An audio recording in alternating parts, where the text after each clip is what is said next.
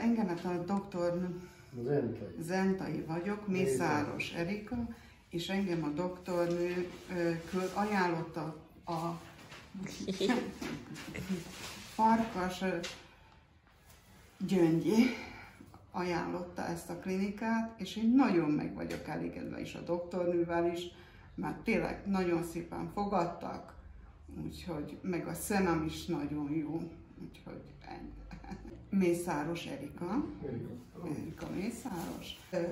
Hályog volt a szememen, és már nem láttam, csak nagyon homályosan, és most meg szuperul látok. A másikon az egy kicsit fájt, mert ott le kellett kaparni a cukrot, meg a zsírt, mert cukros vagyok, de nem inzulinos, és csak tablettás.